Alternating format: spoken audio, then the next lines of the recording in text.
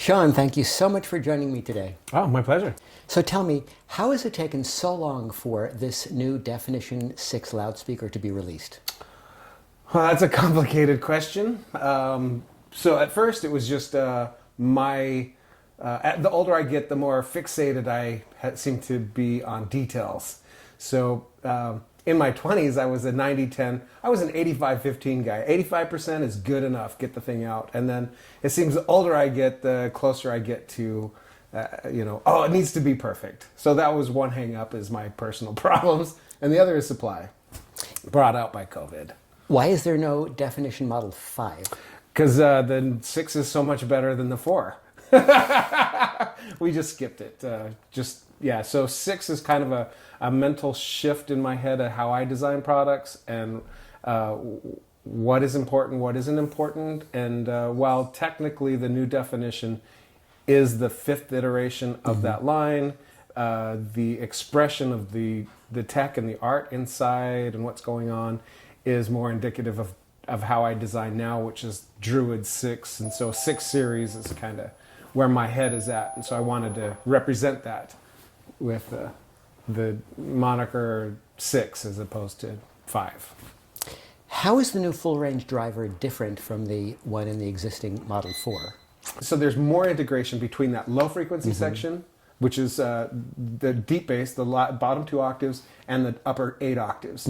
The new full range driver is much more precise, has more expression. So like if you're a guitar player or if you like listening to guitar tones, that expressive qualities that you get, the nuances that you get coming off of the neck, the touch, picking, less so the body and the harmonics of the body are still there, and this applies to violin too. But to like close mic a violin and get more of the rosinous tones, more of the bitey sounds, that comes off much better for me with the Definition 6 over the Definition 4. And then you have the integration, and the reason I was talking for the bass primarily at first was the integration of bass is fundamental for how I listen. The male voice has low tones, even though our harmonic structure climbs up. The foundation on which it's built is actually low tones. Not that we're baritone, but we have these low tones, chesty body sounds, and to get those to integrate with the top and the new expression of the top, the woofer section had to first be improved to be able to hang with this new full range driver. What sonic effect have you achieved by reorienting the subwoofer from the down firing position to the front firing position? The front firing integrates better within the handoff region. So the acoustic crossover point between the top 8 octaves and the bottom 2 octaves is easier to achieve by having that both drivers in the same plane, same firing axis.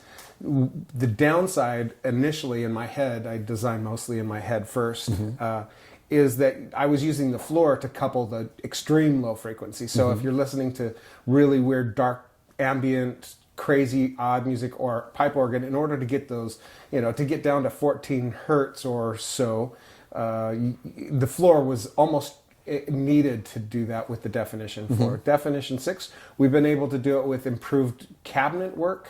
So we're using the same Eminence Lab 12 woofer, similar amplification, but we're getting better extension, having it forward firing, and than we were able to previously. So we don't have to couple the floor, and then we're getting better integration with the top drivers by having it front firing as well. Will you be changing the Submission 6 as well to a front firing orientation? No. So the Submission 6 is designed to couple to your floor and give you, if you're into pipe organ or if you're into really weirdo ambient electronics or glitch or stuff that has that really low frequency stuff, it's fun to have your floor coupled. What's new about the new tweeter? It's a ring radiator, so its diaphragmic element is annular. It's around the perimeter.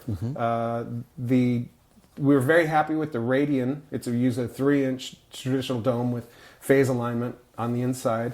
This new one also uses phase alignment, a phase plug of sorts, but it does it quite differently, and it gives us much higher extension. So the Radian 850 gave us really good extension to 18K, so upper treble for sure. But then it it was off after 18K. The new one, it rolls out quite gradually. Its phase relationship within its bandwidth is quite integrated, very linear. And it goes to 35K. So it adds a degree of sweetness and relaxed quality. And you also get better placement within the sound field that you're recreating, depending on the recording, of course, but still quite easy to hear the differences from recording to recording. And then it does, if you're having good phase relationships of all of your frequencies and higher extension above what we can hear, still has relevance to its relationship with even all the way down and through the bass. So having higher extension gives you better tone all the way down. Can you please explain to me as absolutely simply as possible what the GRU impedance principle is? The Grivey function looks at pressure and velocity differences. So the pressure is at the of a acoustic wave, a sound wave, is at its highest pressure at the boundary of a thing. So the acoustic pressure at our eardrum is at maximum against the membrane of our eardrum. And it's at its lowest when it's in free field. So Grivey looks at those principles and orients its manipulation of what you want to do as an engineer, how you want to control standing waves or particle velocity, how a sound wave moves from high velocity to low velocity, or from high velocity to high pressure. And it's a technique to manipulate those things to your advantage or to your sonic targets. How is it implemented in the definition 6? Because the 4 is a sealed box, but the 6 is not. Yeah, so there is no Grivey principles in definition, and it's always in the old definition, and it's always been an anomaly in our line. To use Grivey principles typically requires, because of wave, it's a function also of wavelength. It's been too small of a space to really take advantage of these design models. The definition 6 uses it for the 2 full range drivers, and that uses scatter plates inside in the same modeling. So that's one. So the scatter plate, the diffusion function, broadband diffusion function, is used in that. If the 6 cabinet is no longer sealed, is there some sort of port or output or opening somewhere? Yeah, in the rear, and it, like our other speakers, have been tunable by how you have we called it the floor gap. Most of our speakers employed a floor gap, the loudspeakers that were floor standing, and you could change the tautness or the looseness of the bass by that gap height. So the definition 6 uses that as a rear exit, and on the back of the definition 6 there is a plate. It's also tunable. It's not usually necessary. Most 9 out of 10 people don't need to tune it. It comes pre-tuned. But if somebody does want to have a little less hit and a little more bass extension, that is a tunable feature within the new definition 6. I see that the definition 6 is quite a bit lighter in weight than the 4, based on the cabinet technology of the Soul 6. Now, at a time where many loudspeaker companies are trying to make their speakers ever heavier and ever more inert, you're going in a bit of a different direction. So what is the thinking behind that? And is there any effort to achieve some kind of sympathetic resonance with a lighter cabinet? So sympathetic resonances can be done. A good example is Sonus Faber. It does that pretty well. So if there is a particular element of tone that needs to be reduced or highlighted, you can do that through cabinetry. So just like a good instrument, a stringed instrument usually has a body that helps a designer or a person who's making that stuff sound a certain way, that the body is used. You can do that. Inert cabinets kind of go in the different direction. Think, I want to remove as much color of the cabinet as possible and let the driver do as much work as it can.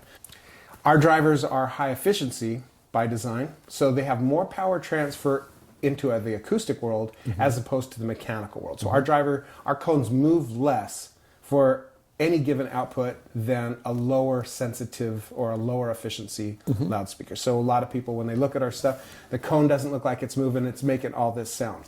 Yes, if you had perfect power transfer, let's say if your electrical to acoustic output was 100%, you would not, even bass tones, very long wavelengths, you would barely be able to perceive the motion of your driver unit, even a bass. So big motions don't necessarily produce audible results. Big motion, especially of a woofer, is producing mechanical results that is then directly engaging the cabinet itself. And so now, the more that cone moves, the more attention has to be paid to the behavior of the cabinet. So the superstructure on the inside, it works in conjunction with the material itself. And the material we've chosen to use this is called an okame ply. It's a wood ply.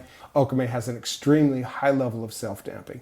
Combine that with superstructure, you can make a structure such as the Definition 6. The Definition 6 cabinet weighs 50 pounds without any materials in it, and yet is structurally much stronger than a 4-inch thick slab of aluminum. Interesting. And yet you have a lot higher, crazy differential of strength to weight over a 4-inch slab of aluminum versus a 12 3/4 inch superstructure cabinet. But then you also have a lot more self-damping, and because you have less mass, you have less storage of that energy. So the energy that is absorbed into it is released from the cabinet. The cabinet can either send that energy into your floor or into acoustic sound. It has to get rid of it somehow, or tune it to heat. So self-damping, typically Okame is taking a lot of that vibration and converting it to heat. What is your single favorite amplifier on the new Definition 6? The 60.8 series from Past Labs for solid state is a really killer matchup. In my opinion, unaffordable. It's not necessarily expensive for what you get, is what I'm trying to say. That matchup, Definition 6 with the 60.8s, will give you Mahler all day in big, huge glory and all the detail and transfixed qualities. You don't need a ton of power with the Definition 6. Is it the same sensitivity as the 4? Yeah, 101 dB? Yep. I'm a sucker for this 1 amp from Audion, the 300B Anniversary Edition. That's a really killer matchup, and it does better if I'm not listening to classical and I want more blood and guts music, singer-songwriter, earthy music. But also along with that, like glitch and even doom metal, 8 watts, good, solid 8 watts is enough to be compelling with the Definition 6. So those are my two go-tos. The Absolaris are also, I'm just hearing the 845. What has it been for you to hear your Definition 4s and now the 6s on the Absolaris? Yeah, it's an amp I might have to have. It's really unbelievable, good. isn't it? It's really, really good. The Elrog bottles are fantastic. And there's, so I'm also a sucker for transmitter radio tubes. So I've got a pair of 805s from this, picking up in a few more weeks from one of the crazy behind-the-scenes Triad Mafia guys, Gonti. So I've got a set of 805s that I think they're going to match up really sweet, 20 watts that should be special as well. But man, yeah, this is a kick-ass matchup. Unbelievable, right? Yeah. What is going on with the Dominance? Is that going to ever be a production item, or is that really more of a test bed for you? Yeah, it's a race boat. Yeah. So it's a racing product that has let my brain do crazy weirdo stuff that has very little commercial viability. But the ideas within it are interesting for me. I think it should be a product. So I'm on the second variation, but now in my mind there's a third that exists. So we'll see where that goes. But the problem is, so the both iterations. The first one we launched. I mean, I'm not sure. Did you ever see it or hear it? The first Dominance. I've only seen drawings. All right. So we did CES 2008 or 2009 with the 2010. It was CES 2010, and we showed the first Dominance, and it had a 4-inch machine piece of billet. But then we had a superstructure cabinet on the backside to help with the. It was insane. We priced it at $40,000. I had an amortization schedule built on 20 pair.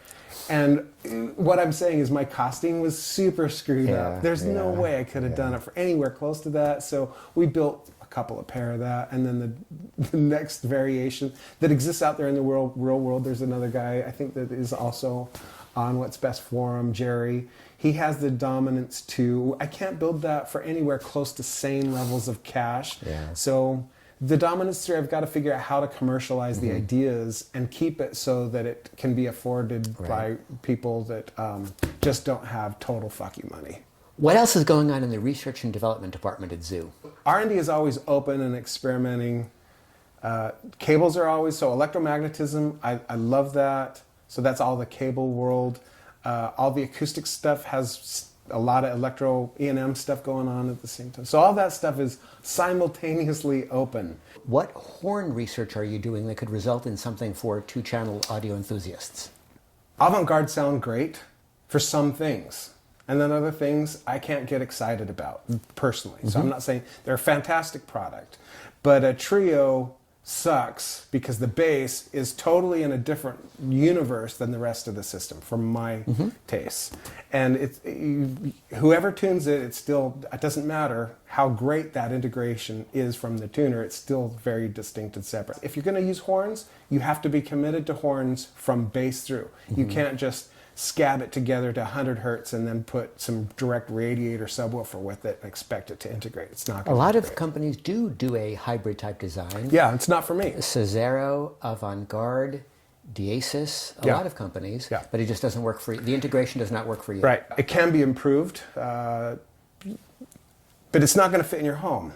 That's the problem. And so what Paul Klipsch tried to do was fold it up and make it fit in your home. And that's where I learned about crossovers, trying to get these folded, fully horn speakers. So there's the corner horn, the Klipsch horn was a three-way, folded on itself, using the corner of your exit, of your home but it was a mono design from the beginning.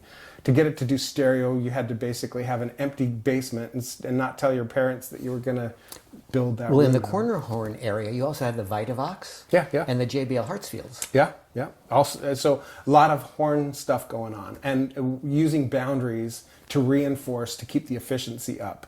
It's not lost art. That's all that art is still there. But there's very few people that can build that kind of stuff anymore. And there's very few people who want to commit that type of real estate in their home to that playback. Right. So direct radiators. What is the next new product we should expect from Zoo? Well, there is a bookshelf. Oh, okay. That will happen. I keep making it bigger, and just because a direct radiators, in order to get bass, it needs to be somewhat largish. The market is telling me it needs to be smaller, so it hasn't launched because I'm conflicted what I want, what the market wants. Typically, I just do whatever I want, and I don't care about the market. I'm getting smarter, so I care a little more about the market. There is another thing that I've been working on for a decade that exists in parts. It's called the bubble horn. It's a 2-meter spheroidal thing that functions as a horn throughout the full 10 octaves. Interesting. It will only fit in people who do have, what's best for them aspirations. So it would be something that your audience would likely be interested in. I don't have any idea how much it will cost, but the tooling alone is a pretty big undertaking. Does a prototype exist? In parts, and it uses new curves. So there was a curve I was really interested in as a kid that very few people would implement in the horn designs, and it was the free hanging aspect of a chain. So Tractrix is what we know it today. It would be horn loaded, and it would be horn loaded 80 hertz through about 10K, and then from 10K and up, there would be another tweeter that is mounted in the same space as. So the flare profile gets kind of complicated because you're putting stuff inside the same cone. So it's a spheroidal 6.5 meter or 6.5 foot sphere, and the sphere is the profile of the full range driver uses the inside of the sphere as its mouth. I see. And then the tweeter is coaxially mounted with it as close as possible, so we don't have to mess around with time delays. I don't want to use a DSP, which is super easy. I don't want you to use DSP either. Yeah. So it may be that it needs, and I love the idea of single amplified sources. So 1 amp, full range, use a spheroidal speaker that functions from 14 hertz, 10 hertz. I mean, this thing's going to go deep. Through 30K using 3 drivers. That's essentially a full range single point source. It functions as a point source. So the goal, without compromises, that thing needs to be in essentially 2 milliseconds timing or less, and able to be driven by a single amplifier. So I don't have to tri-amp or bi-amp, and I don't want to have a bunch of filter networks in the thing, and I definitely don't want to have time delay speaker level networks in it. So from an engineering standpoint, so that's why it still exists. Mainly. I hope you can make a complete prototype. Yeah. Sounds very interesting. So yeah, it's in process. Bits of it exist, and the test bed, the test shop, is up in Napa. Uh-huh. So there's a guy that occasionally lets me experiment on him, and I want one for me really bad. It sounds like a very it'll probably design. Happen. Sean, thank you very much for sitting with me today. Appreciate it. Good to see you. Thanks very much. You too. But I love